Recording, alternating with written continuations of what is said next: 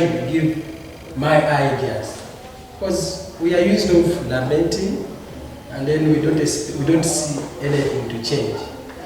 I just want to give you hope that, you know, the things you fear to talk about are the things which are vital that may change our environment, our country. As I think, as you clearly mentioned, most of us are just ignorant about how governments works. Not forget that we are also part of the what? The government, as individuals, from your home. The way you do your budgeting at home is the same way the government does its what? Its budget. And it's also looking at you as an individual. So, if you are very keen, you try to get the knowledge, for example, the budgeting process, there's nothing that the government can do without your input. And that's why they're able to come up with policies. The way I heard in the university that we are complaining about the increase, I hear increase in university structures? Yes. And the university is saying, no, we consulted you.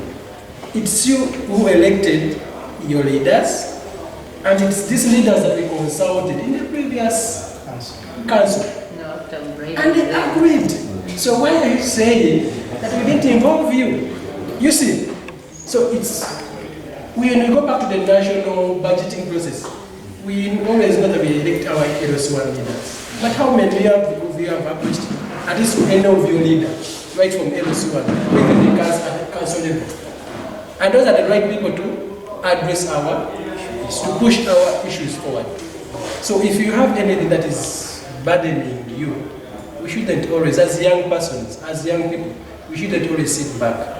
The only problem we have is our attitude, the way she has clearly mentioned. The attitude we have towards employment, the attitude towards we have about government. If we can change that perception, we can at least see change in the near future. For example, employment. Most of us think employment is all about the skills. But if someone is unemployed because of three things, you either don't have the knowledge, you don't have the skill, or you don't have the experience that we want the government to, you know, the national graduate service scheme. If we can push for that, we are very sure that even those who are coming from university, they have a chance to get that extra experience in addition to the skill they gain through community service, internship, industrial training. You know that you have that chance of practicing for more 3 years after university.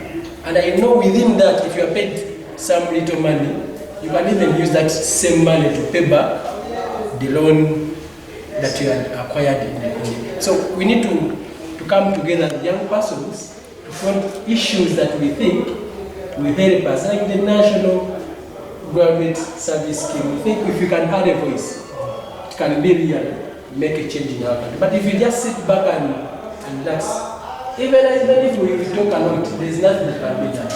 Unless you as young persons come up clearly and you see that at least the things we are putting down on paper can clearly be addressed by our country.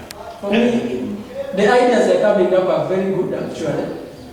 If you can continue in such dialogue, instead of going the other way of, striking lives, either positive or negative.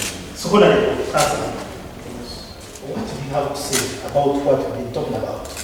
But also in terms of highlighting us on the likelihood of changing our lives, because you are a policymaker. The good thing, you're a young person. And see, this is what we're talking about. We have a country that is 80% predominantly young in terms of children and youth. Why should it delay predominantly young people? Because all the people will not understand our issues.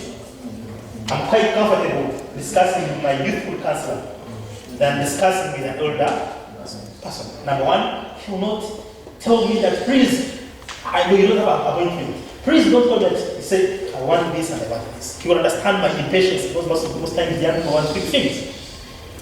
But he will understand my impatience, he will kind of guide me and understand the relationship I have. So what do you make of this kind of discussion, and where does the country go from here in terms of shaping the youth agenda?